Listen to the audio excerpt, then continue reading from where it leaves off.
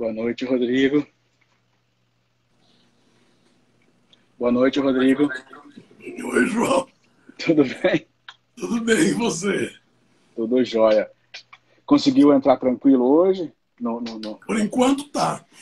Desculpa ter perguntado se você tinha morrido, mas é que você mandou mensagem e depois desapareceu. Eu imagino que...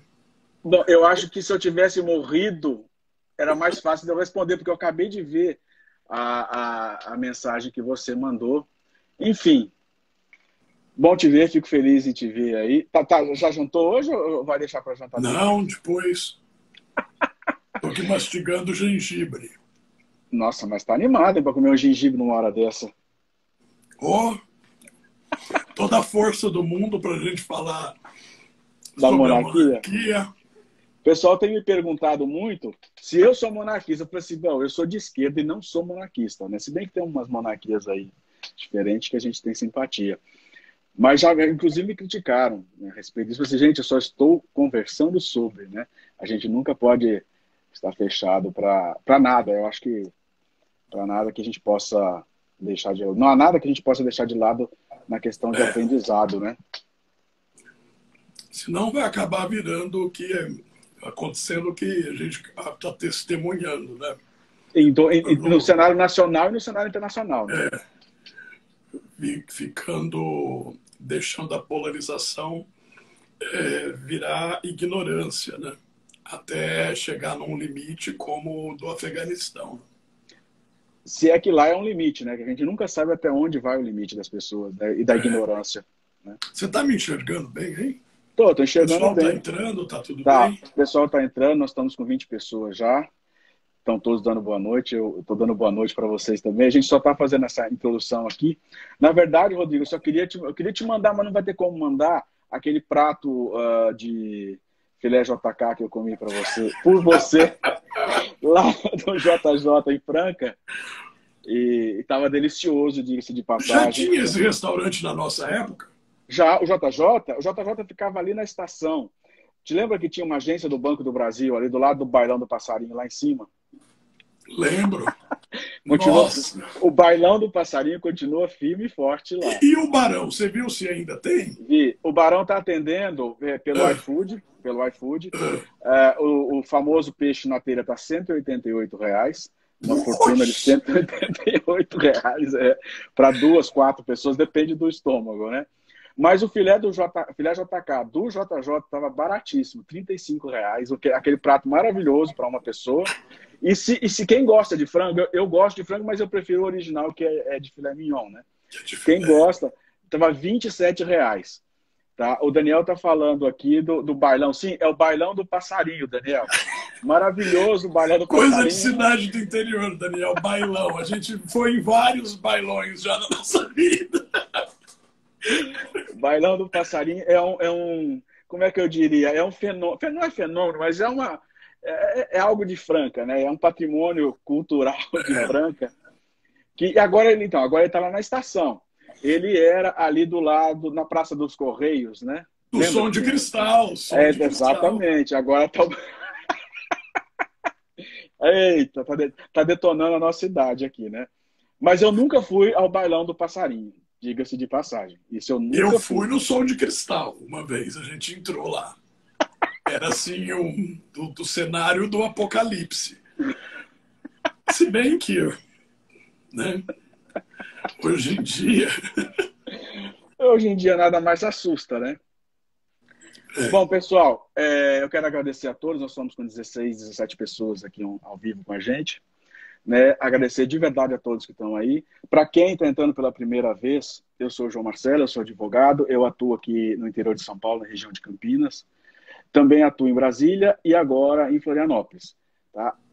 Comigo nós temos aqui para conversar hoje o meu querido amigo Rodrigo, professor universitário, mestre e doutor, e nós vamos ter uma conversa bastante descontraída, como sempre, e agradável. E nós vamos tratar hoje sobre o regime, um regime monárquico, né? Rodrigo vai passar para a gente, basicamente, o que é a monarquia e algumas curiosidades que a gente sempre guarda nas mangas.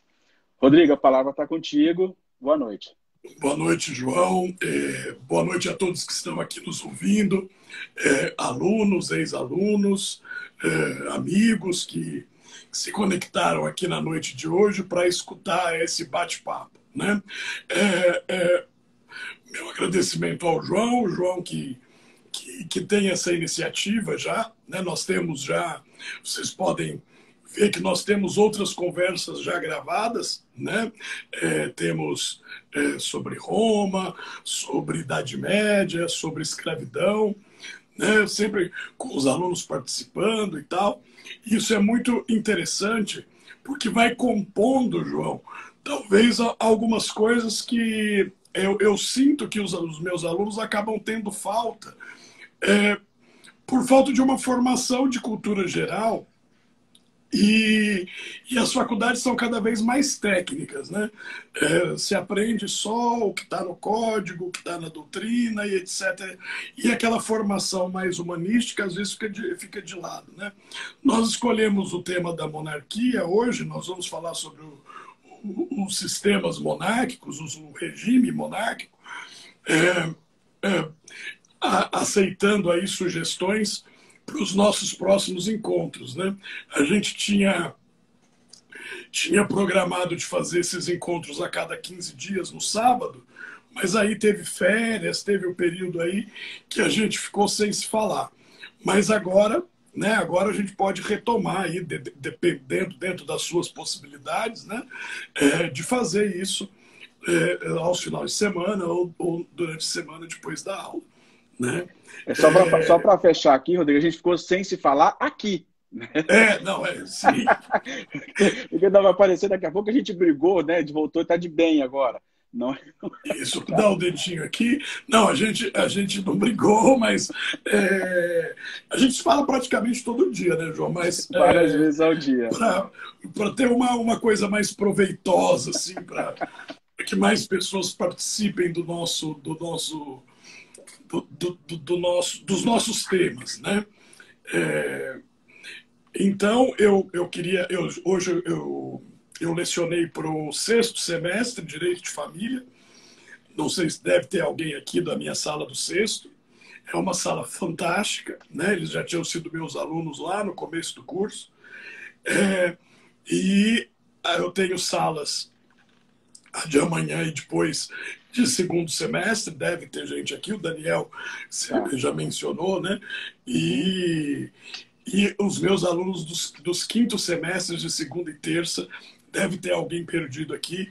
Eu não estou conseguindo enxergar por causa da distância aqui do negócio. Mas isso é bom porque a gente abarca todo mundo, né? O João é meu amigo há muitos anos, nós fizemos faculdade juntos, né? Faculdade de Direito juntos, e o nosso intuito é que várias coisas que fiquem aqui alcancem o maior número de pessoas possível, né? Porque acaba sendo do interesse, se não do interesse, da curiosidade, né? A gente apela ou pelo interesse ou pela curiosidade. E vamos lá. E às vezes pela fofoca, né? Ou pela fofoca, às exatamente. Vezes, que está dentro da curiosidade, né? Exatamente. Bom, você quer que eu já comece a falar a respeito? Rodrigo, antes de você começar a falar, eu queria que você fizesse, por gentileza, só uma explanação para a gente situar, porque eu ouço muito, eu tenho visto, inclusive, e lido em reportagens, às vezes um pouco sensacionalista, o que é o poder moderador, Rodrigo. Antes da gente entrar na monarquia, vamos explicar o que é o poder moderador, que o pessoal acaba confundindo, e isso, para leigos, né, acaba prejudicando o entendimento no final do que a gente está vivendo hoje em dia, essa discussão de quem cuida da Constituição, é o Exército, quem que dá a última palavra. Sim, eu queria só que você passasse essa questão do que é o poder moderador. E depois você já pode iniciar. Tá. Quando nós pensamos no Estado, na estrutura orgânica do Estado, nós partimos das ideias iluministas criadas, ou vamos dizer assim, escritas pelo Barão de Montesquieu. O Barão de Montesquieu, ele Será que travou aqui ou travou aí? De estrutura do Estado, numa tripla divisão de poderes. O poder é uno, né? O poder é único. E todo poder...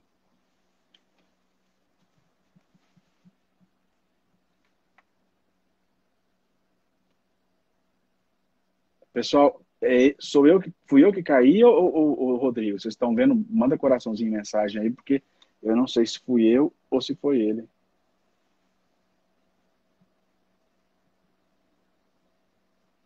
Vocês estão me ouvindo?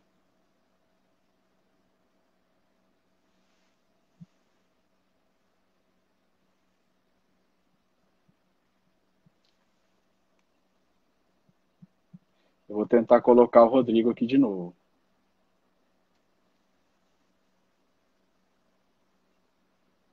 Já mandei o convite para ele. Rodrigo, que coisa feia. Não pagou a internet.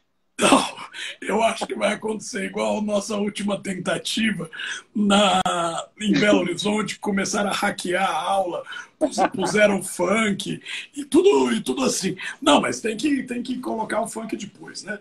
Eu tava falando do Barão de Montesquieu. Você ouviu isso? Não, travou na divisão dos poderes. Eu, pelo menos, parei na divisão dos poderes.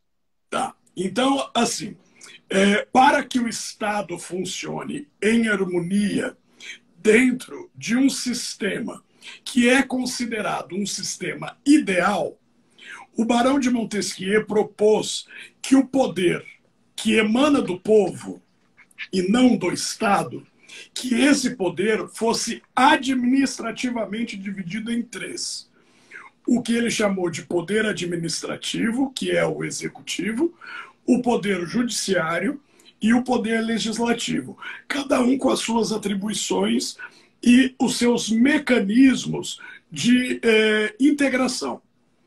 Bom, com o surgimento dos estados, pós o movimento iluminista, alguns estados propuseram ou criaram dentro das suas estruturas constitucionais um quarto poder, que é o chamado poder moderador. O poder moderador seria um poder de controle dos poderes. Então, seria um poder de fiscalização das atribuições do executivo, do legislativo e do judiciário. Mas ele é um poder que existe em tese e só é usado em casos excepcionais. Porque, veja, o poder executivo, legislativo e judiciário, eles estão ao mesmo tempo funcionando. Eles são dinâmicos. O legislativo, o executivo, o judiciário, todos trabalhando. Se algum sai do eixo ou extrapola, o governante usaria do poder moderador, e isso só funcionou em monarquias, para, por exemplo, demitir um ministro, destituir um governador, dissolver o parlamento e convocar novas eleições. Então, a previsão do poder moderador entre nós, na Constituição de 1824, previa que o imperador fiscalizasse o funcionamento dos outros poderes. Então, por exemplo, um juiz acusado de corrupção, por exemplo, isso ia parar não na corregedoria do judiciário, mas no imperador. E o imperador demitia esse juiz, ou bania. Um juiz que decretasse uma pena de morte, isso também ia parar no imperador, porque o imperador havia proibido, embora o Código Criminal previsse a pena de morte, o imperador proibiu a aplicação da pena de morte no Brasil, e usando o poder moderador. Então, em alguns casos, o poder moderador ele serve exatamente para isso, para que haja um controle externo por um colegiado ou por uma só pessoa, dos três poderes que vamos dizer assim, que formam o Estado. Né? Então, veja, o legislativo não para de trabalhar, o executivo não para de trabalhar, o judiciário não para. São esses poderes que mantêm a estrutura do Estado funcionando. Mas se houver uma extrapolação, um mau funcionamento de algum dos poderes, O poder moderador, como o próprio nome dele diz, ele funcionaria como um elemento de controle, de fiscalização. Então, por que o legislativo não está indo bem? É por causa da composição do parlamento? Dissolve o parlamento, convoca novas eleições. O poder administrativo não está funcionando. O governador da Paraíba não presta contas. O governador de São Paulo não presta contas. O poder moderador vai lá, destitui e convoca novas eleições estaduais. Ou indica alguém para ocupar o cargo. Em nível estadual e municipal também. O poder judiciário está demorando demais. Há uma justificativa ou é um determinado tribunal que está fazendo leniência? O poder moderador vai lá e demite juízes, convoca um novo concurso, promove a nomeação de novas pessoas. Então, o poder moderador é um poder de fora dos três poderes que serviria para controlá-lo. É isso. Ficou claro? Ficou claro sim. Então vamos começar. Depois a gente vai voltar nesse gancho, que você vai explicar a monarquia, você vai falar sobre isso, e nós vamos voltar nessa questão para a gente encerrar não, jogar luz em cima desse assunto, na questão da discussão que está tendo muito recentemente sobre a função do Exército em guardar o poder, em guardar para si o poder moderador e ser o último guardião da Constituição. Tá bom? Tá. Podemos? Vamos lá. Então, o que nós entendemos por monarquia, né? Monarquia é o governo ou o desenho do Estado tendo como figura principal um monarca, né?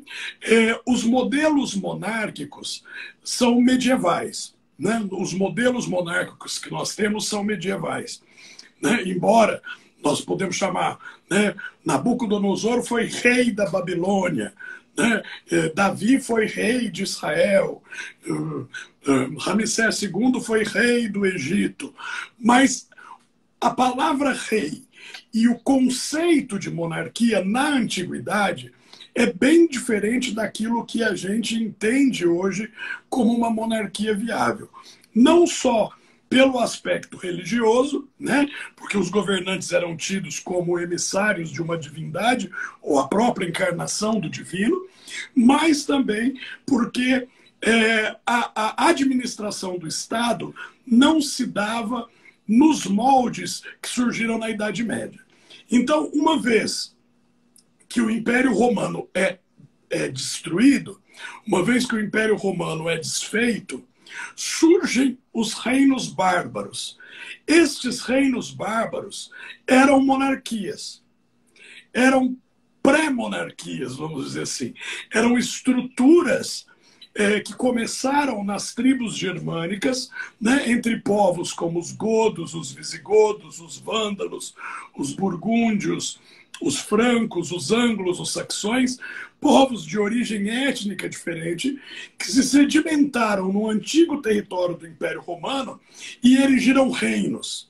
E para erigir reinos, o governante, que chamava Rex, que tinha o título de Rex, em latim, rei, ele estabelecia uma administração. Essa administração era jurídica e militar, né?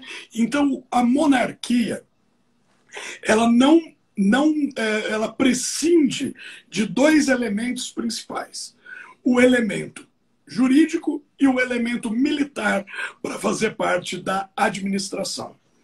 Quando o rei, o Rex, olha para o seu status, para o seu estado, e enxerga que aquele estado deveria continuar, ele estabelece aquilo que nós chamamos de classes, ou a nobreza hereditária, ou cria-se na Idade Média, com nomes latinos, os estamentos ou as classes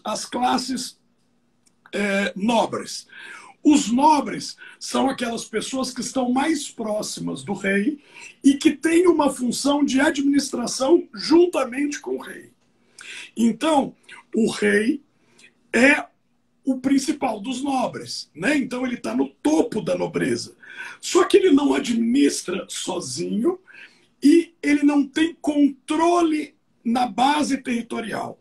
Este controle da base territorial vai ser exercido por seus nobres. Por seus nobres, nobilitas, nobres, são aqueles que efetivamente têm proximidade com a administração. O título mais baixo desta cadeia é o de barão. Na monarquia britânica existe ainda o baronete, que é um título que está abaixo do barão. O barão, ele é responsável pelo baronato. O visconde não é responsável por nada. O conde é responsável pelo condado. São territórios, João. São territórios. O marquês é responsável pela marca, que são as fronteiras. E o duque pelo ducado, que é a maior região administrativa. Então, quando o rei descentraliza o seu poder e dá a esses homens de sua confiança administração pequena ou maior, ele faz com que os barões tenham um exército, os marqueses tenham um exército, que, excepcionalmente, em caso de necessidade, o rei os convoca por uma questão de vassalagem, né? Então, teoricamente, o rei não tem exército, né? O exército é controlado pelos nobres. E os nobres dão essas tropas para o rei quando há invasão de território, quando há necessidade de conquista de outro território, de defesa. Então, a monarquia ela nasce nesse cenário de que estes nobres e, portanto, descendentes das famílias mais antigas, eles têm condições financeiras, condições econômicas e condições intelectuais de gerir. Então isso passa, né? Então cria-se então os títulos da nobreza, que eu disse para você, vai do duque ao barão. Mas algumas monarquias conhecem o arquiduque, algumas o baronete, né? A monarquia lusitana, espanhola, inglesa, concede o título de cavalheiro, né, que não é um título de nobreza, mas faz parte do organograma da monarquia, ou da monarquia específica. Então, o cavalheiro, o gentil-homem, o fidalgo, né, coisas que a gente ouve, que são títulos concedidos pelo monarca, que tem a administração, ou porque foi escolhido entre os nobres para ser o monarca, ou se impôs. Historicamente isso vai depender de onde nós estamos falando, né? Por exemplo, nós temos uma monarquia que se transformou na monarquia inglesa. Nós temos uma monarquia que se transformou na monarquia espanhola. Então, além do aspecto étnico, né, os anglos e os saxões, portanto, vikings que se estabeleceram na ilha da Inglaterra, o sistema monárquico deles era essencialmente diferente dos visigodos que se estabeleceram na Península Ibérica, que tinha uma monarquia mais voltada pelos princípios do direito romano, né? Os títulos são basicamente os mesmos, o modo de funcionamento dessa monarquia basicamente o mesmo. Essa estrutura que eu descrevi, o João e os ouvintes, ela vai existir por séculos, até o ponto de a própria estrutura entrar em crise. E esta crise da estrutura passa a existir primeiro como uma crise da nobreza. A nobreza se afasta dos seus compromissos e se aproxima mais daquilo que a gente entende como uma corte. Então, quando a nobreza sai da sua terra para estabelecer uma corte na capital e ficar achando que, ao invés de criar e proteger o Estado é que deveria tutelá-la e financiá-la, o que acontece? Primeiro, o exército vai para a mão do rei. O exército que antes era controlado pelos nobres passa a ser um exército central. O rei controlando o exército, os nobres passam automaticamente a serem seus dependentes. Se tornando dependentes do rei, eles perdem o compromisso original, que é estabelecer a fronteira. Se ele não estabelece mais a fronteira, o povo, vamos dizer assim, fica cada vez mais dissociado, mais distante, tanto da proteção do rei e dos nobres, como da participação do governo. Então, veja, o governo monárquico pressupunha não que os nobres participassem do governo, mas o rei contratava burgueses como ministros, um médico, um financista, um banqueiro. Os nobres tinham a sua função específica. A partir do momento que a nobreza perde a função e vira um tipo de parasita do rei, e o rei aceitando isso de um lado e do outro lado controlando o poder militar, o exército, nós temos aquilo que nós ficamos conhecendo no século XV, XVI e XVII como absolutismo monárquico, que para um teórico político chamado Thomas Hobbes seria o sistema ideal de governo. Todo o poder centralizado na mão de um monarca. Só que aí o grande problema é o seguinte, né? E se o monarca fosse ruim? É legal ter todo o poder concentrado na mão de um monarca, né? Porque o poder permanece, ele é facilmente administrado, não tem corrupção, não tem desvios, mas isso vai depender do caráter do monarca.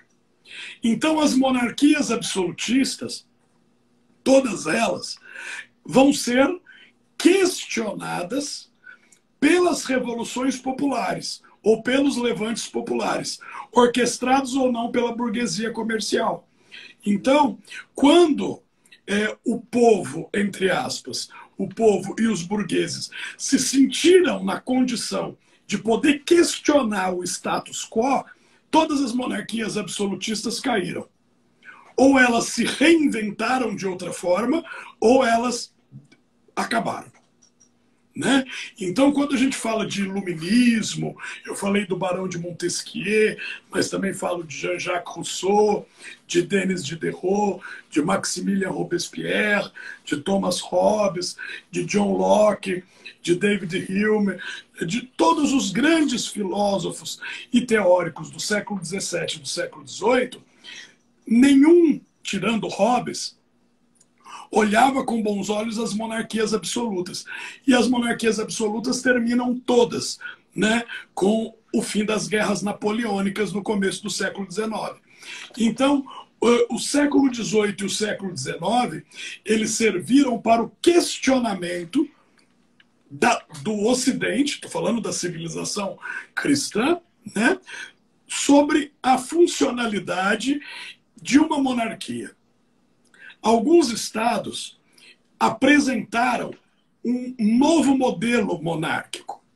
Um modelo monárquico onde essa questão da administração não ficasse somente nas mãos do monarca, do rei ou do imperador, né? Mas que isso não simbolizasse ou não significasse uma pobreza populacional, fome, miséria, mendicância, como o que aconteceu na França. A França é o grande exemplo de tudo que deu errado, né? De tudo que deu errado na monarquia absoluta. Né?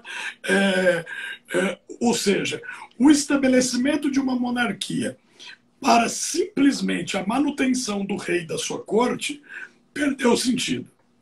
Perdendo o sentido, obviamente, começaram a ser proclamados os ideais ateios. Né? O iluminismo é a grande filosofia do ateísmo. E o cristianismo, ou a religião, é o grande esteio da monarquia como a sua justificação. Né? Acho que todos já ouviram falar do direito divino dos reis. Por quê? Porque Santo Agostinho, né, quando ele escreve lá no final do Império Romano, e diz que a Terra deveria ser uma imagem do céu, uma imagem, buscando no filósofo Platão uma correlação entre o mundo das ideias perfeito e o mundo físico imperfeito, numa obra clássica chamada A Cidade de Deus, Agostinho diz que quanto mais o mundo dos homens se parecer com o mundo de Deus, melhor vai ser a vida na Terra. Menos injustiça nós vamos ter, mais progresso nós vamos ter. E qual é o céu? E como é o céu? O céu, ele é como foi revelado nas Escrituras. Deus é o Supremo, é o Rei. Tem a corte dos anjos, tem hierarquia entre os anjos, né? Que estão ali para fazer a vontade de Deus. Os anjos também são chamados de exército celestial, né? Então a imagem do governo terrestre deveria se aproximar do governo do céu, né? Todo monarca hoje do século XXI acredita piamente que o que ele reproduz é algo sagrado, é algo sacro, é algo revestido de uma sacralidade. Então nós temos monarquias em alguns estados, como a Inglaterra, como a Holanda, como a Dinamarca, como a Suécia, como a Espanha, que eu disse, como o Vaticano, né? Tirando o Vaticano, que é uma monarquia por eleição, né? Quando o monarca morre, a corte se reúne, vota e elege um outro monarca. Todas as outras monarquias que sobreviveram ao levante iluminista ateísta são monarquias hereditárias, que passam do rei para o seu filho mais velho ou para sua filha mais velha, dependendo aí do momento histórico, né? Então nós temos a Rainha Elizabeth, nós temos o rei Fernando, né? Que são os grandes expoentes dos dois tipos básicos e clássicos da monarquia atual. Existem classes de nobreza na Espanha e na Inglaterra, existem. Essas nobrezas têm força política relativa, né? Na Inglaterra existe o parlamento hereditário, que é chamado de Câmara dos Lords. Todo nobre tem um assento, né, para poder votar, é um tipo de congresso, né? Mas veja, todas as monarquias se tornaram monarquias constitucionais. Que regimes monárquicos não são monarquias constitucionais hoje? Porque, veja, se o rei é todo poderoso, voltando à questão do absolutismo, se o poder do rei é absoluto e incontestável, não precisa haver uma Constituição. Tudo emana do rei. Toda autoridade emana do rei. Por que o rei vai se submeter à autoridade das leis? Lembra do Luís XIV? Né? O Estado sou eu. Então eu sou o Estado, eu sou a lei, eu sou o judiciário, eu sou o executivo, sou tudo. Esse modelo foi questionado de maneira violenta, né? Pessoas morreram guilhotinadas, reis foram decapitados, nobres, bispos foram assassinados nesse processo de questionamento das monarquias. E a França ficou num vai e volta da monarquia até o estabelecimento da República atual. Né? Teve o reinado republicano do terror, depois teve o consulado de Napoleão, depois Napoleão restaurou a monarquia como ele, o monarca, conquistou metade da Europa, depois reis, criou códigos de leis, enfim. Né? Mas veja, o que se entende sobre a monarquia hoje, né, é a sua viabilidade prática. Existe viabilidade prática em estabelecimento da monarquia? Bom, onde a monarquia já existe, ela não é questionada. Né? Você vê, por exemplo, no jubileu da rainha, ou nos aniversários da Rainha da Inglaterra, você vê a população inteira com aquela identidade patriótica. Não existe um gari na Inglaterra que não saiba o nome de todos os membros da família real e a ordem sucessória. Todos os habitantes da Inglaterra têm fotos da rainha em casa, seja uma canequinha da rainha, uma revista da rainha, sabe o nome de todos os netos da rainha. De qual é? Porque isso é deles, é a identidade deles. Agora, você pode me falar assim, mas existem as monarquias islâmicas. Sim, mas as monarquias islâmicas, elas não parecem com as monarquias europeias. Então, os reis, os imperadores do mundo islâmico, eles são mais próximos daquilo que a gente tinha na antiguidade do que as famílias reais atuais. Então, a Arábia Saudita é uma monarquia, né? Enfim, os Emirados são monarquias, mas são estados que efetivamente não são constitucionais, né? E a Suécia, a Dinamarca, a Holanda, a Espanha e a Inglaterra são monarquias constitucionais. Todos os estados que foram onde a monarquia foi substituída foram substituídas por sistemas republicanos, né? Alguns com mais sucesso, outros com menos, mas sempre com bastante violência, né? Porque, veja, o questionar do processo histórico às vezes é um questionar revolucionário. E essa revolução é uma revolução armada, né? Quando você disse no começo que você era de esquerda e não sei o quê, isso não importa, porque o monarca não é nem de direita nem de esquerda. O monarca é o moderador da ideologia, porque o monarca não tem ideologia. A ideologia do monarca é o seu povo. Então, existem monarquias extremamente próximas do que hoje a gente entende por esquerda, como a monarquia da Suécia, por exemplo. O rei da Suécia sai do palácio onde ele mora e vai para o palácio onde ele trabalha, despacha, de metrô, com as pessoas. Oi, rei, ei aí, tudo bem, majestade? Vamos lá. Pega o metrô, vai, pega o transporte público e volta. Você imagina um governador de estado fazendo isso aqui no Brasil? Você imagina um prefeito fazendo isso no Brasil, a não ser numa cidade como Itobi ou Muzambinho, que não tem outro jeito. Aqui, né? Aqui não tem jeito porque não tem ônibus.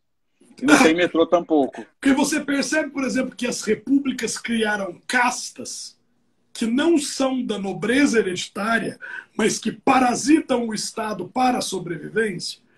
Então, veja, o modelo republicano não significa nenhuma... Isso é uma premissa, né? Que o modelo republicano ele não pode ser entendido como uma evolução da monarquia. Como se a monarquia fosse uma coisa atrasada e a república fosse uma coisa evoluída. Não. São sistemas que coexistem, né? Que coexistem. Ser monarquista não é necessariamente ser saudosista. É enxergar o Estado de uma outra forma. Eu fico muito preocupado com o crescimento absurdo que tem acontecido no Brasil, dos jovens e tal, do pessoal se declarar monarquista, porque muitos deles não entendem nada de Estado, nada de ciência política, nada de governo, né? Nada de nada. Eles têm um saudosismo, uma fixação na figura do imperador, na figura do imperador Pedro II, que foi o melhor de todos os governantes do universo, né? Mas ele foi. Então a monarquia no Brasil deu certo por causa dele, não porque a monarquia era melhor. E isso é uma crítica que a maioria dos novos monarquistas não consegue ver. No Brasil Império, o Brasil era respeitado, nós tínhamos marinha, nós tínhamos guerra, nós vencemos a guerra. Ora, nós vencemos a guerra e nós éramos respeitados por causa da figura do nosso governante. Imagina se ao invés do Dom Pedro II, nós tivéssemos um idiota lá. Óbvio a gente já tinha virado uma república.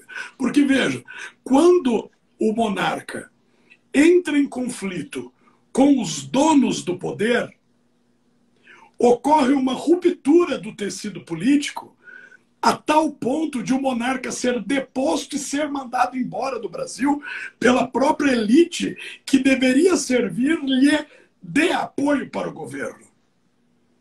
Então, não é uma coisa... nós não devemos olhar para o Império do Brasil como se fosse a coisa mais maravilhosa do planeta Terra. Né? Nós temos que entender também como foi a situação política. Então, uma das vantagens, bom, não sei, né? Se eu estou me estendendo demais, você quer falar? Eu queria só, Rodrigo, que você repetisse essa questão da ruptura, para ficar bem fixada nesse exemplo que você deu aí. Você pode repetir, por favor? Claro. Eu falo assim, o monarca, ele precisa governar. Ele governa com uma base, assim como o presidente governa com uma base, assim como o governador governa com uma base, né? Se não houver um respeito a algo maior, quando há um conflito entre o monarca e a sua base, ocorre uma ruptura. Essa ruptura é a falta de apoio. Esta falta de apoio é uma negação da própria instituição da monarquia. Então, veja, como é que a gente vem da tradição monárquica, né? Dos reis de Portugal, dos reis espanhóis, Dom Pedro I, Dom Pedro II, Dona Isabel como a terceira reinante, né? Criou-se uma nobreza no Brasil. Tá, uma nobreza mais ou menos, mas criou uma nobreza no Brasil. Basicamente vinculada à terra e à produção agrícola. Né? E essa mesma nobreza diz que a monarquia não é mais necessária. Então o tecido político ele foi tão desgastado. E aí o maior motivo foi a questão dos escravos. Né? Ao longo dos 67 anos de monarquia, nós tínhamos uma família imperial, uma família monárquica querendo acabar com a escravidão e uma elite que deveria apoiar a monarquia querendo manter o sistema de escravidão. Ao longo de 60 anos, isso se tornou insustentável. E o tecido se rompeu a ponto de que os donos do poder mandassem o imperador embora do Brasil. O imperador e a família real, num ato de banimento. Né? Então, por que isso não acontece na Inglaterra? Por que isso não acontece na Espanha? Porque essas monarquias passaram do sistema tendente ao absolutismo para o parlamentarismo. Né, para o constitucionalismo. Nós somos reis, nós somos imperadores, nós somos duques, barões, mas nós estamos sob a égide da lei. Nós obedecemos a lei, os acts, né, os bills, os acts, o parlamento. E se faz uma diferenciação, se cria, né, um conselho de ministros ou o primeiro-ministro, o chefe de Estado, o chefe de governo, né, aquela divisão que existe nessas monarquias, para que o monarca fique cada vez mais identificado com o seu povo, enquanto os atos de governo são arejados por eleições, por trocas. Enquanto a família reinante, o governante, ele serve o Estado no sentido de elemento de coesão e de identidade, o governo é exercido por pessoas competentes. E aí há a possibilidade de ingerência de uma esfera na outra, que não havia nos estados absolutistas. Então, ganha-se força o parlamento. E quem é o parlamento? São os nobres? Não, o parlamento é o povo. São pessoas eleitas pelo povo periodicamente. Então, o povo que participa do governo efetivamente apoia a monarquia. Porque a monarquia é a consolidação do espírito nacional. E sendo a consolidação do espírito nacional, o governo pode ser de direita ou de esquerda. Né? Na Inglaterra não existe esquerda, né? Pode ser conservador ou trabalhista. Na Suécia, durante todo o pós-Segunda Guerra Mundial, políticos de esquerda compõem os gabinetes de governo. E veja, olha a Suécia, olha a Inglaterra, olha essa situação. Né? Só naquele ranking dos países mais corruptos ou não. Né? Veja, eu deixei salvo aqui os 10 países mais corruptos e os 10 países mais honestos. Os mais corruptos. Primeiro, Somália, Coreia do Norte, Mianmar, Afeganistão, Uzbequistão, Turcomenistão, Sudão, Iraque, Haiti, Venezuela. Nessa lista o Brasil está em 73, 73º. Tá bem. Os mais honestos. Nova Zelândia, subordinado à rainha da Inglaterra. Dinamarca, monarquia. Finlândia, república. Suécia, monarquia. Singapura, república. Noruega, monarquia. Holanda, monarquia. Austrália, monarquia, subordinada à rainha da Inglaterra. Suíça, república. Canadá, monarquia. Então, veja, não é a república ou a monarquia que vai fazer a diferença, mas o modo ou quem participa disso. Né? Então, você pode falar, mas é injusto uma família ter proeminência sobre as outras famílias. Não, mas isso é injusto se nós pensarmos no hoje, e não a gente observar os 300, 400, 500, 700, 800, 900 anos. Um monarca, ele deve contas ao povo e a Deus, que o instituiu monarca. Um monarca, ele não é eleito, ele é sagrado. Um monarca não recebe uma faixa presidencial, uma faixa num prédio público. Ele é colocado dentro de uma catedral e ungido por um bispo. Né? Então, se a gente não entende que estas tradições são tradições que fortalecem a identidade popular, é óbvio que a gente a gente vai ter governos de 5ª, 7ª e 8ª categorias. Por quê? Porque aí criam-se os mitos, né? As mentiras, os mitos, enfim, coisas desse tipo. Né? A família real rouba, a família real é corrupta, que não tem o que dizer. Né? Então, esses argumentos, quando passados a limpo, quando observados, vamos estudar então esse argumento, né? Eles caem todos por terra. Né? E a monarquia, a imagem de Deus na terra, né? Voltando lá aos primórdios lá da Idade Média. E o monarca, que é o símbolo da unidade nacional, que é aquele que vai intervir quando houver poder moderador, que vai intervir nos outros poderes para que eles funcionem em benefício do povo, o monarca é amado. O monarca sei lá, ele é visto como uma pessoa da própria família. Porque se você faz parte de um Estado monárquico, a sua família também é a família do monarca. Ele está presente no seu dia a dia. Ele está presente no jornal que você assiste, na televisão que você assiste, no imposto que você paga, em tudo. A cara dele é unânime. E você o respeita, você o venera, você entende que a Inglaterra não começou em 52 com a Rainha Elizabeth, que a Inglaterra vem desde Alfredo, o Grande. Né? Enfim, o que o imperador Pedro II quis fazer no Brasil? Ele passou todo o seu governo tentando criar uma identidade nacional, criar o Brasil, criar o brasileiro. Né?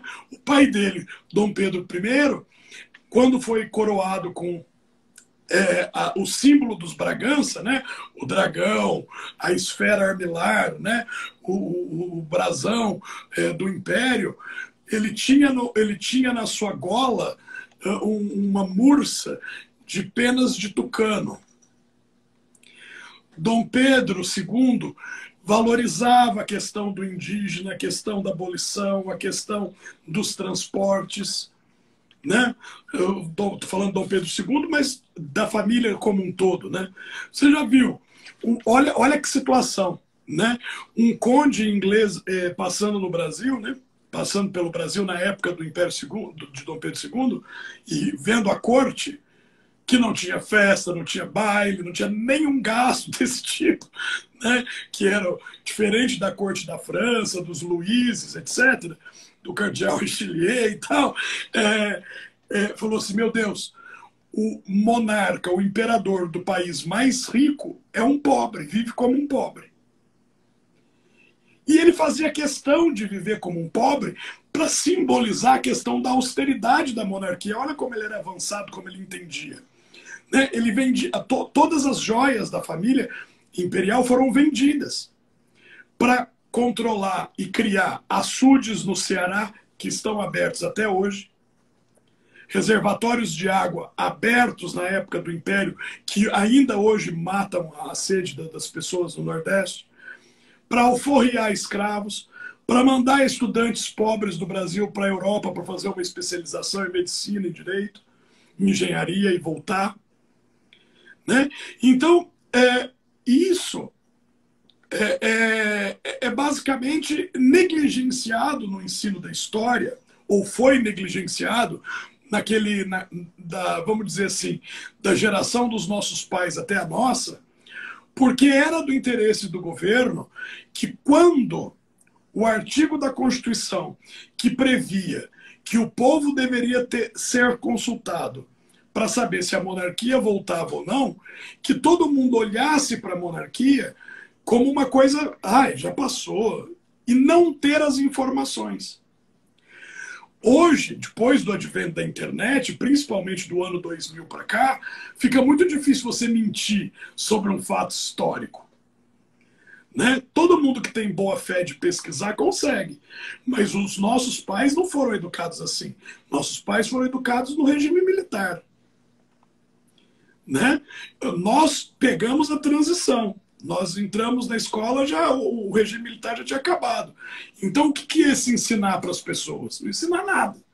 Né? Então, nós sabemos, Dom Pedro I, proclamação da independência, independência ou morte, filme do Tarcísio Meira, que Deus o tenha em bom lugar, o dia do fico, Dom Pedro II, regência, menoridade, maioridade, proclamação da República. Como se os 60 e tantos anos de monarquia se resumissem nesses fatos. Né? Eu, graças a Deus, tive uma educação nesses termos, em termos de história, um pouco mais privilegiada. Por quê? Porque minha família sempre foi monarquista. Nós descendemos de uma das casas mais antigas da Europa, que é a casa dos Borgia, né? Os Martiniano. A família Martiniano é daqui no Brasil, pelo menos, né? Nós temos alguns parentes no Equador que também descendem dos Borgia, que também já virou série, já virou pornografia, já virou pornochanchada, mas nós sempre cultivamos isso. Né? Quem é meu avô, quem é meu bisavô, enfim. Deixa eu te mostrar a parede da minha casa. Eu já conheço algumas fotos. Já conheço essa imagem. Fantástico. Por quê? Porque eu trabalho aqui. Só que eu não trabalho para mim. Eu trabalho para alguém. Eu trabalho para os meus alunos. Eu produzo conhecimento para eles. E o que me inspira? Os meus antepassados. De onde eu vim. E isso a República matou. E o regime militar veio e colocou a pedra final em cima. Por quê? Porque o brasileiro não tem orgulho de ser brasileiro. O brasileiro virou um povo acomodado. virou um povo em que política virou uma questão mais ideológica do que religião, virou um povo alienado por futebol e festas populares, como carnaval, e o Estado continua nas mãos de quem sempre esteve, dos donos do poder, sem a participação popular. Às vezes o povo acorda, né? Lembra aquela coisa lá do gigante acordou e não sei o quê? E todo mundo começa a ficar com medo. Por quê?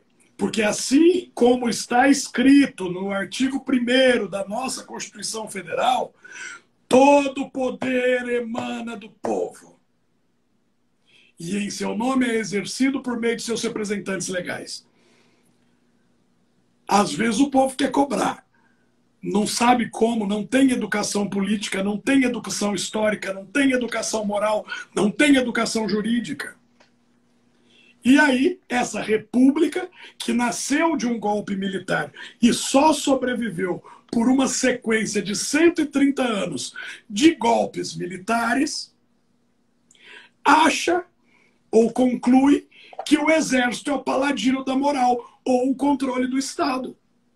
E como você tinha me perguntado no começo, essa não é a função das Forças Armadas e nós não podemos atribuir às Forças Armadas uma atribuição que não lhes pertence constitucionalmente, juridicamente, porque eles não têm capacidade técnica para gerir.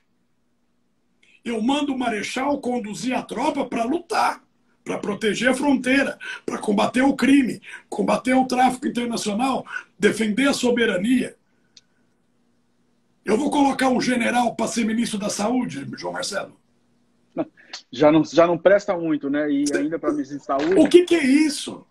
No momento de crise, no momento de colapso das instituições e numa pandemia, botar um general.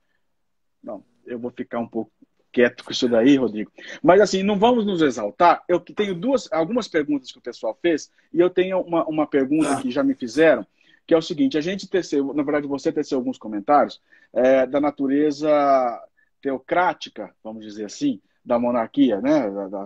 Não é teocrática, mas enfim, do caráter sagrado do monarca. Até, tá? E aí você usou a palavra bispo, colocando a coroa. E aí a pergunta que me fizeram é o seguinte, Rodrigo: a gente, vamos tirar desse exemplo o Canadá, que embora participe do regime monárquico inglês, né, é muito diferente, mesmo a Austrália, né, e a Nova Zelândia. Mas vamos pegar mais a Inglaterra, ou seja, as monarquias europeias e também aí um pouco do Oriente Médio, tá? Num país, vamos imaginar um país como o Brasil, que tem que vai da macumba até do candomblé, até religiões aí de bruxaria, a religião católica, diversas vertentes dentro do catolicismo, catolicismo não, os diversos grupos evangélicos. Eu fico com medo de falar, porque às vezes eu acabo ofendendo, mas não é nesse sentido, é na própria ignorância minha. Mas nós temos dos espíritas, do candomblé, dos evangélicos, dentro dos evangélicos várias denominações, temos os católicos, enfim, temos os agnósticos, temos os judeus. Como é que você teria um governante, tá, que se diz o representante de Deus, quando você tem uma pluralidade de crenças religiosas? No tempo da colônia, logo depois do primeiro e segundo reinado, né, a gente tinha basicamente uma única religião aqui, embora inclusive era proibida algumas manifestações religiosas africanas, né? Hoje, como é que seria essa questão no Brasil? Essa questão, ela é uma questão ao mesmo tempo fácil de responder e ao mesmo tempo complexa. Por quê? Porque, veja, o monarca, ele tem um papel constitucional. Você vê hoje, por exemplo, na Inglaterra, quase 50% da população da Inglaterra, do país Inglaterra, se declara ateia ou sem religião. Só que são governados por uma monarca que é religiosa, que é da religião. A Inclusive, religião é a chefe da igreja, né? é da Inglaterra. Ela é uma tradição. Assim como a coroa, assim como a roupa, assim como o manto, assim como os emblemas, ela é uma tradição. Então, uma vez que o monarca tem um respaldo constitucional, obviamente a modernidade, e isso é irrenegociável, é a questão da laicidade do Estado, que foi conseguido com a República, aqui no Brasil especificamente, ou que a família seja religiosa, mas que deixe a religião como uma questão opcional mesmo, né? Como uma garantia individual, constitucional. O problema é que a família imperial brasileira ela é extremamente católica. E nos seus muitos discursos, parece que eles querem reimplementar, se isso é possível, claro que não é possível na prática, um Estado confessional. Fazer o Brasil de novo um Estado confessional, como é a Argentina, por exemplo. Que a Argentina ela é uma república, mas a religião oficial da república é a Igreja Católica. Né? Na Espanha também a Igreja Católica, na Inglaterra a Igreja Anglicana, né? Na Suécia a Igreja Luterana ou a Igreja Estatal. Então, é muito ruim pensar numa coisa dessa. Eu acho assim, o monarca ele tem o seu senso, a sua interpretação, né, de quem ele é, qual é o papel dele, qual deve ser o papel. Agora, a religião, já como direito fundamental, lembra lá das gerações de direito fundamental? A liberdade religiosa como um direito fundamental sedimentado numa geração histórica, né? Ela é inegociável, não tem como mais a gente estabelecer uma religião oficial para um Estado que já está laico, que já é laico. Então seria como a monarquia francesa no seu último estertor. Né? O monarca é sagrado por uma questão de ritual, sagrado, estou falando da cerimônia, né? Por uma questão de tradição, mas o povo não é obrigado a seguir nenhuma religião e não deve ser. Né? Nas monarquias do Oriente Médio, isso não tem aplicabilidade, porque os monarcas são muçulmanos e a população é obrigada a ser muçulmano. Se você não é muçulmano, você tem que viver em alguns lugares na clandestinidade ou em outros lugares assim um pouco mais avançados, você tem que pagar um imposto a mais por não ser da religião do monarca. Né? Aqui no Brasil, nós não temos como pensar. Se a gente pensar que essa pluralidade de religiões e de pessoas, e de crenças, e de etnias, e de culturas que sobrevivem junto no Brasil, que isso é a beleza do Brasil, que isso é a força do Brasil, que isso é a tenacidade do brasileiro, né? Nós não vamos começar a sectarizar uma religião ou outra. Né? Nós vamos abrir diálogos, coisas que politicamente deveriam ser feitas. Né? Eu não vejo nenhuma incompatibilidade de um monarca ser de uma religião e o Estado que ele gere, que ele governa, ser laico. Tá? Tem que ser. Porque senão não é uma democracia. Né? E as maiores democracias que nós temos, vejam os exemplos dos países que eu citei, são monarquias. Perfeito. Outra questão que eu ia te perguntar, Rodrigo, já tem mais a ver com o direito, é o seguinte, a gente tem no Brasil, nas maiores, mais conhecidas repúblicas, né, a gente tem aí a questão do presidente, ele está fora do alcance da legislação penal, pelo menos durante o governo dele, né? Durante a atividade que ele tiver. Por exemplo, vou dar um exemplo aqui do Brasil, exceto alguns outros crimes, o presidente não responde, só responde depois. Né? Por quê?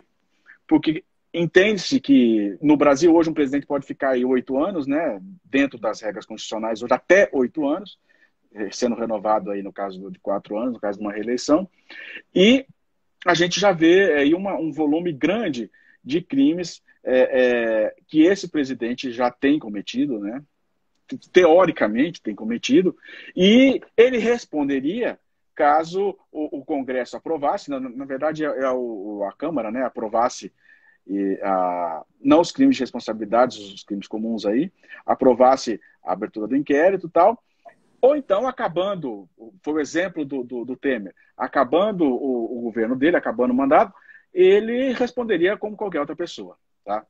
Numa monarquia, onde uma pessoa escrota como o Bolsonaro seja o monarca, tá? Que momento ele responderia por crimes como ele teoricamente tem cometido?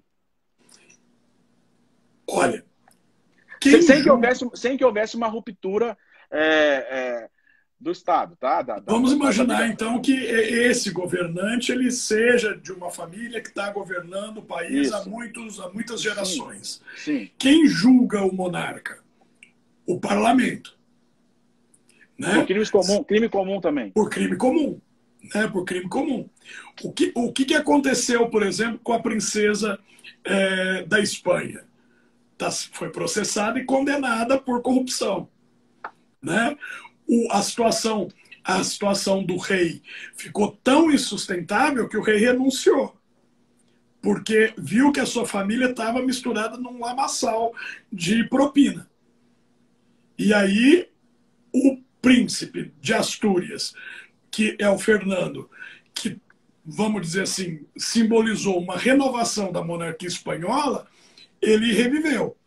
Mas nada impede que um membro da monarquia seja o monarca, seja alguém da família dele, um príncipe, uma princesa, a imperatriz, etc., seja levado a julgamento.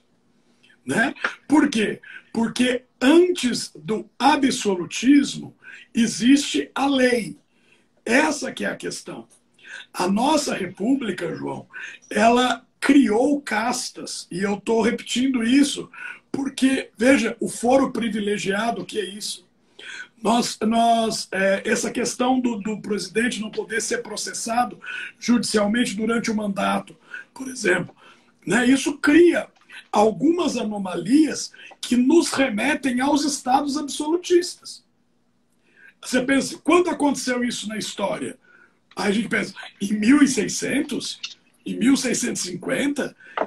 Ou seja, de não julgar um governante ou de um governante achar que por ele ser governante ele não tem que prestar contas das suas atividades e está acima do bem e do mal, está acima da lei. Ora, isso é um descompasso.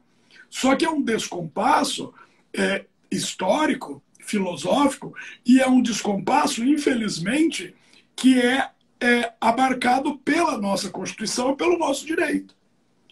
Então o direito brasileiro reconhece essas anomalias, ao invés de combatê-las. Quer ver um político com mais medo? Fala em reforma administrativa, reforma política, que é uma casta mais monárquica no mau sentido do que dos juízes, dos desembargadores e dos ministros. Estou falando do poder judiciário, né? Sim, sim. Auxílio terno, auxílio computador, auxílio moradia, sendo que tem 5 casas, 25 automóveis. Não tem cabimento.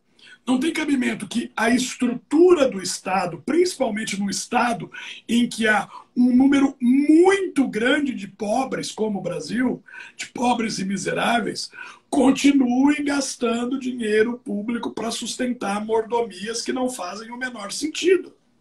Faziam na corte do Luís XIV. Faziam na corte de Napoleão III. Veja o Papa. O Papa é um rei. O que ele fez? Acabou. Não vai ter trono de ouro, não vai ter... eu mesmo carrego minha pasta. Não cabe mais. Isso pega muito mal, porque a população está mais educada, em certo sentido, a população da Europa, principalmente, que não vai aguentar. Né? E toda monarquia quer sobreviver não para ficar, né,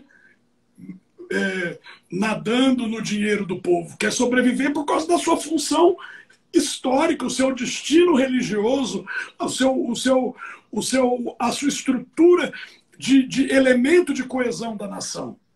Você acha que a Rainha Elizabeth gosta de ficar o dia inteiro em pé, com 90 anos, 90 e tantos anos? Você acha que ela acha legal?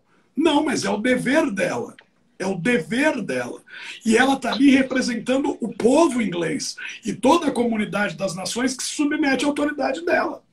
Então não é uma questão de ser legal. Ah, hoje eu vou reinar, hoje eu não quero ir para o palácio. Não. Você acha que ela gosta... Eu imagino, né? Que ela gosta de receber o Boris Johnson com aquele cabelo dele lá. No mínimo, ela coloca um gel, um pente no cabelo, né?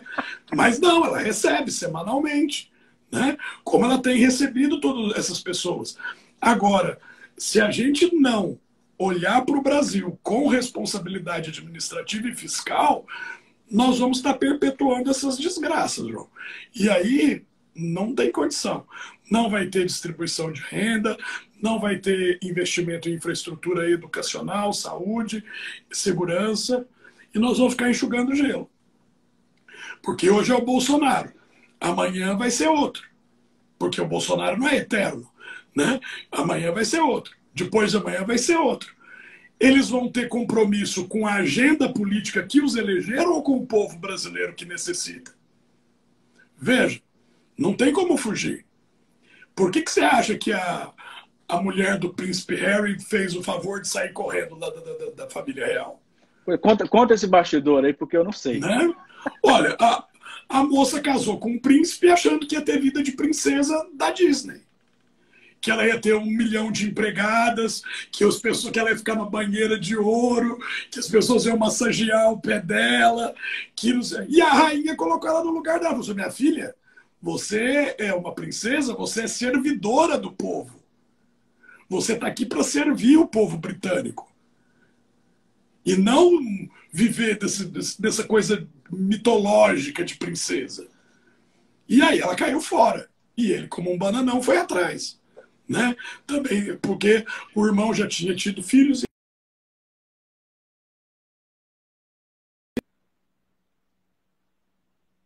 Né? Perdão, Rodrigo, aqui travou, parou naquela parte, o irmão já tinha tido filho e aí travou. E aí ele já estava mais afastado da linha de sucessão, e aí ele falou assim: vou viver minha vida particular aqui com a minha esposa em outro lugar, porque veja, você monarca, você na família real, principalmente na ordem hereditária, você tem que constantemente cumprir as suas obrigações. O príncipe Philip, que faleceu há pouco tempo, marido da rainha Elizabeth, era presidente de quase 1000 instituições beneficentes. Presidente, não que ele ficava no palácio, ele ia nas reuniões, representava e tal. Né? Pouquíssimo tempo antes dele morrer, que ele pediu o afastamento dessas coisas públicas. Então, veja, aqui é complicado. Né? Aqui eu acho muito complicado, principalmente falar numa volta da monarquia, que acho que é uma coisa que as pessoas sempre perguntam quando a gente está discutindo esse tema: é possível voltar à monarquia no Brasil? Né? Eu cheguei há um tempo atrás, eu dei uma entrevista na televisão da Alesp, dizendo que eu achava que era impossível a volta da monarquia no Brasil, por uma questão prática. Né? Onde eles vão morar? A monarquia é estabelecida num lugar. A monarquia britânica em Windsor. Né? Onde? Em Petrópolis? Nós vamos desfazer o museu e dar o museu... Enfim, será que Brasília vai ser a capital imperial e tal? Ou a capital real do Brasil? Então eu vi tentando pensar na questão prática. Quem vão ser os nobres? Quem vão ser os duques, os barões? Vai ser como na época do Império, que os títulos eram do Estado, e o Estado distribuía, e Dom Pedro distribuía conforme ele queria, ou vai se criar finalmente no Brasil uma nobreza hereditária? Né? Quem são as famílias? Quem você acha que vão ser escolhidos? Se a gente... Não é a minha, não é a sua, não é a sei lá, vai ser o Renan Calheiros, vai ser o Jader Barbalho. Pensamos igualzinho na primeira família. Vai ser o Zé Sarney.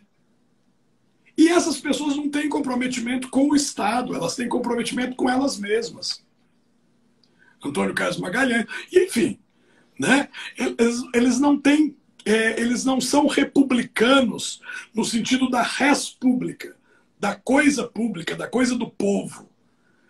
Então, eu sou muito cético quanto a essa questão da reestruturação da monarquia brasileira.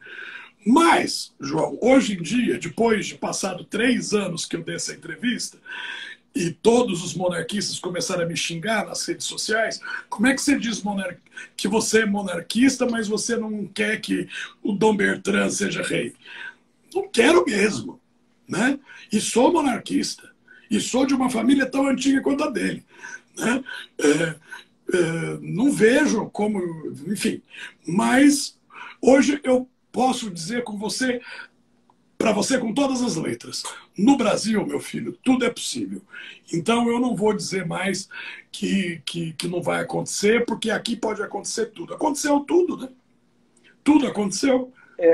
Eu acho assim, Rodrigo, que acho e analiso, no país que nós vivemos, as pessoas ainda, e por muito tempo ainda vão continuar dessa forma, esperando o Salvador. Tá? E algumas pessoas que eu percebo, descontente com a política atual, enfim, elas acham que o Salvador vai ser a mudança de regime para o nosso país. Né? E eu acredito que não é isso. Né? Enquanto nós não mudarmos com educação e saúde e dignidade para o nosso povo, não há regime que possa colocar o país nos trilhos. Né? E isso eu estou dizendo porque já vem desde o início do país. Desde o início da formação. Uma grande coisa que a monarquia fez para o Brasil foi não permitir que o território brasileiro fosse dividido como foi toda a América do Sul. Né?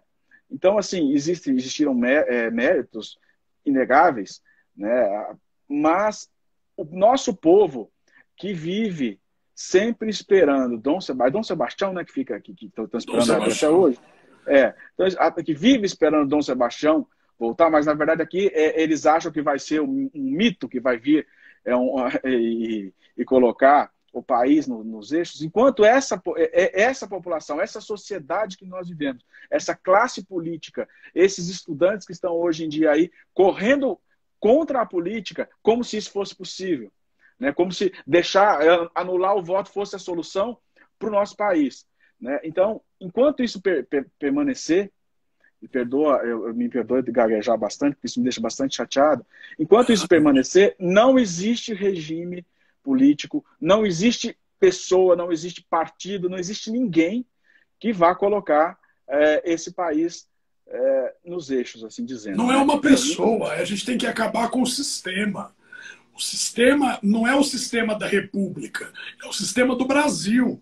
Sabe, eu acho assim, um grande passo, por exemplo, pelo menos vamos tentar mudar para o parlamentarismo, tirar um pouco de poder das mãos do presidente da República, ou, num caso específico, vamos fazer impeachment, mas impeachment de ministro do Supremo. O Senado brasileiro é refém, o Congresso brasileiro é refém, é centrão, toma lá da cá. Né? Como é que o Senado vai se insurgir contra o Supremo? O Supremo pode continuar fazendo esses absurdos que ele está fazendo impunemente. Né? Enfim, será que o modelo parlamentarista não funcionaria melhor com a possibilidade de dissolver ou não? Que a gente é uma democracia recente, isso é inegável. E que a gente está patinando ainda em termos de entendimento da cidadania. Só que, veja, nós estamos patinando ainda em termos de cidadania Porque exatamente o que você disse. Não há educação. Se não há informação, não há discussão. Se não há discussão, fica fácil de alguém impor a sua visão, né? Então, as pessoas estão vendo hoje na novela o imperador. Muitas pessoas sequer sabiam que o nome da imperatriz do Brasil era Teresa Cristina, que é chamada de mãe dos brasileiros. Muitas pessoas nunca ouviram falar da Condessa de Barral, ou enfim, né? Ou dessa tensão que existia. A novela serve para isso. Aliás, a novela não serve para isso, a novela é um entretenimento.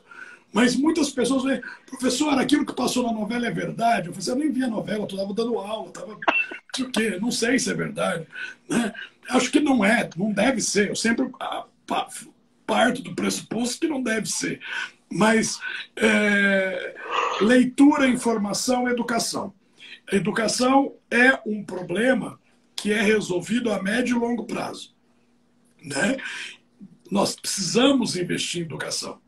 Veja o que aconteceu com os nossos pais. Veja o que aconteceu com a geração dos nossos pais, com a falta de educação, educação política que eles tiveram, com a repressão, com o regime militar.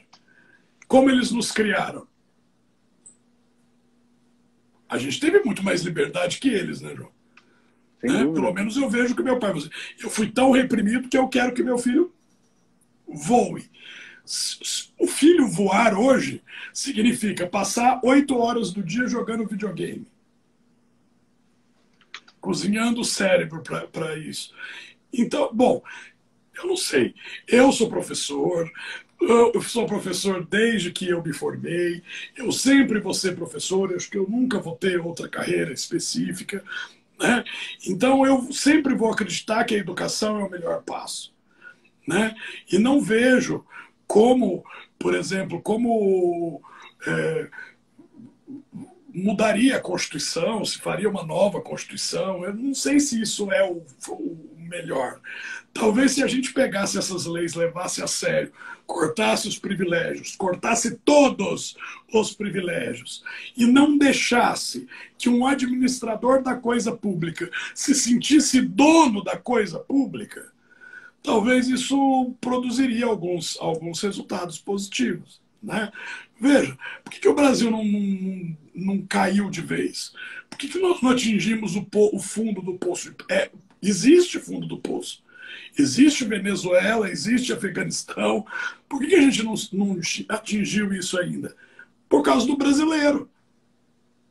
Porque o brasileiro luta.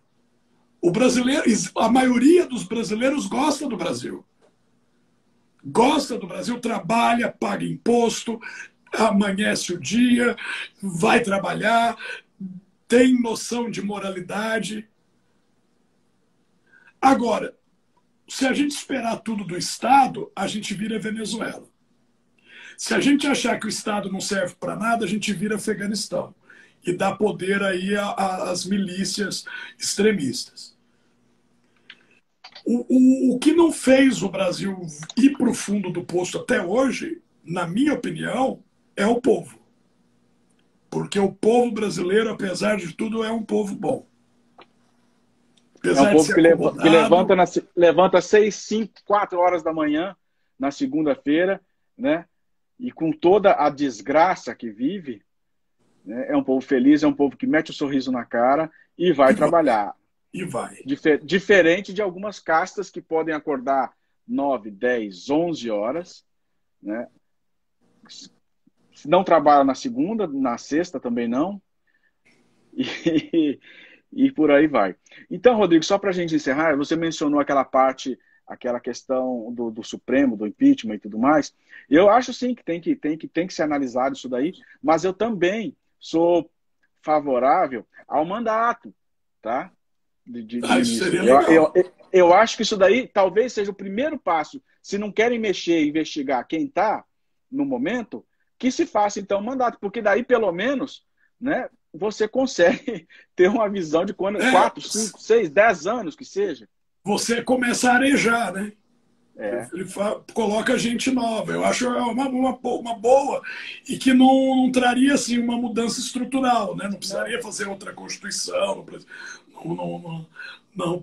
Eu acho uma boa. Legal isso aí. E assim, a gente não pode desistir nunca disso, né? As melhorias têm que vir. Agora, uma questão que me preocupa bastante é a alteração na Constituição, ou mesmo uma nova Constituição, no momento que nós estamos vivendo. Né? Eu acredito que neste momento não seria adequado, não seria auspicioso fazer uma movimentação nesse sentido. Nem Eu também tanto, acho que não. nem tanto político, mas assim, a sociedade, nós vivemos uma sociedade dividida, né? Então, daqui a pouco, nós vamos cortar o país no meio, uma parte para cima, uma parte para baixo. E não é bem isso que a gente está querendo, né? A nossa grande resposta como povo, como sociedade, vai ter que vir nas eleições do ano que vem, né, João? Porque o que acontecer das eleições isso vai modificar muito o andamento das questões políticas, né? Então, veja, não concordo com você que não é o melhor momento para se alterar a Constituição, fazer outra Constituição, né? Mas pequenas reformas, pequenos saneamentos ao longo de um tempo aí, né, podem ser úteis para o povo. Né? Nós estamos num período pandêmico, né? Numa recessão econômica global, não é só nacional, é global. Né? Como é que a gente vai sair disso? Em que circunstâncias nós vamos sair disso? Né? Então tudo precisa ser pensado. Não pode ser uma coisa do golpe, né? Agora vamos fazer tudo desse jeito que vai dar tudo certo. E não sei o quê. E põe o exército para balear as pessoas. Não tem nada a ver. Né? A gente precisa pensar, refletir, porque essa crise ela vai demorar para passar em termos econômicos. Né? Ela nem começou. Essa crise econômica que nós vamos ver nem começou. Né? Nós estamos no segundo ano de Covid, né? Com mais variantes surgindo.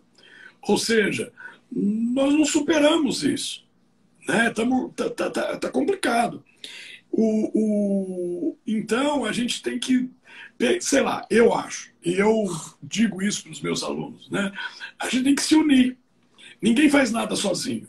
Eu não dou aula sozinho, vocês não assistem aula sozinhos, nós estamos juntos e a gente tem que criar um ponto de entendimento em que a gente faça coisas juntos. Né? Porque agora é hora de um ajudar o outro, agora não. Mas vai chegar um momento em que um vai ter que estender a mão para o outro. Né? Porque, como você disse, né? Essa recessão econômica não foi ainda sentida. Né? Ela vai ser sentida ainda e isso pode agravar ainda mais o cenário político. Não tenho dúvida. Eu não tenho dúvida, porque eu fiz uma conta simples. A economia que foi feita com a alteração no regime da Previdência, se eu não me engano, em 10 anos daria, posso estar errado, mas é mais ou menos isso, R$ 1 trilhão. Eu acho que a gente já gastou isso daí só no ano passado. Né? E assim, foi falado na época da alteração da Previdência Social, que isso era a necessidade que nós tínhamos.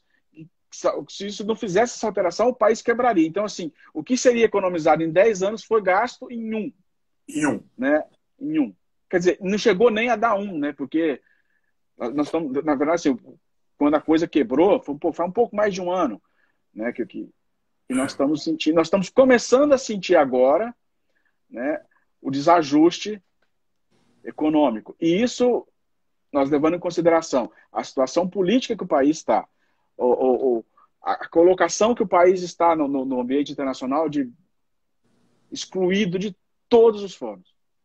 Né? Então, assim, eu não vejo que a gente esteja passando um momento ruim. Na verdade, é um momento ruim que vai começar a partir de agora, né? E isso daí, o próximo presidente, que espero não seja o atual, vai ter que saber lidar muito bem. Por isso que é muito importante o que você falou, a gente se unir, a gente conversar, a gente dialogar. O diálogo é importante. Só não dá para dialogar com fascista, só não dá para dialogar com não. nazista. Esse Mas tipo aí de não coisa é não é diálogo, diálogo. aí é monólogo. A pessoa só vai ficar repetindo a mesma coisa e não vai funcionar, né? E aí eu fico muito preocupado, João, porque eu entro assim na aula, vejo 70 alunos, 100 alunos, né, me ouvindo, aí eu fico falando, pressupostos da responsabilidade civil, a culpa, o dano, direito de família, grau de parentesco, não sei o quê, negócio jurídico, condição de validade, existência, eficácia. E é uma oportunidade que esses alunos eles estão sedentos, porque eles estão levando a faculdade a sério, né? Eles querem aprender, eles veem o direito como uma opção de melhorar, e com certeza né? Muitos alunos meus estão fazendo, o primeiro da família que está fazendo uma faculdade, né? Então isso já é uma coisa positiva, né? E aí eu tenho que refletir com eles, eu falo isso, eu tenho, não porque a universidade me obriga, porque a universidade tem um plano de ensino e o tópico das aulas. Mas eu preciso dar aos meus alunos, seja dos que estão entrando, dos que estão saindo, noções de cidadania, noções de dignidade, porque é isso que vai fazer a diferença na vida deles. Não é saber o artigo 186, não é saber o endereçamento de uma petição, né? Isso pode sanar o problema do momento, mas não vai sanar o problema a longo prazo. E eu quero acreditar que eu esteja, com a minha profissão, colaborando e não prejudicando o nosso Brasil. Com certeza, Rodrigo. Eu agradeço demais essa oportunidade que a gente teve de bater esse papo. Peço desculpa a todos pela minha gagueira, né, e pela minha Eu te agradeço. Ausência de raciocínio rápido igual você tem. Tá? Agradeço você demais por essa oportunidade da gente estar podendo transmitir isso daí. Esse pequeno bate-papo, eu acho que às vezes acaba abrindo tanto a minha cabeça em algumas questões, acredito que a sua também, e as pessoas que estão assistindo. Eu não tenho expectativa nenhuma de mudar ninguém, mas eu acho que a gente discutindo, a gente falando, a gente conversando, começamos a visualizar questões, pontos que às vezes são obscuros e a gente não consegue raciocinar sozinho. Conversar é a base da civilização. E o que a gente está querendo ver, João, tanto eu quanto você, a gente está querendo ver cidadãos que dão valor à sua cidadania, né? Que sejam civilizados realmente, e não gado, e não manipulados. E para isso, precisa ter o ponto e o contraponto, né? Nós somos amigos há mais de 20 anos. Nós nunca concordamos politicamente, nós nunca estivemos do mesmo lado quando a gente foi lá votar. Mas isso nunca nos impediu, primeiro, de ser amigos, de gostar um do outro, de que essa amizade se fortalecesse ao longo dos anos e de que a gente pudesse ter conversas sadias e não briga, né? E não coisas assim. E mais uma vez eu agradeço você e agradeço todos os que estão aqui nos ouvindo até agora, alunos, ex-alunos, amigos, curiosos, né? Pessoas que às vezes entram no Instagram, batem o dedo, o que esses dois malucos estão falando aqui, deixa eu dar uma olhada, né? E espero que essa conversa tenha sido produtiva para quem ouviu, né? Para a gente sempre mas para quem ouviu também. Tá bom? Muito obrigado. Tá certo, Rodrigo. Uma boa noite a todos. Tá? E até a próxima. Até. Aguardando sugestão para a próxima. Isso, podem mandar. Um grande abraço. Obrigado. Tchau, tchau. Tchau, tchau.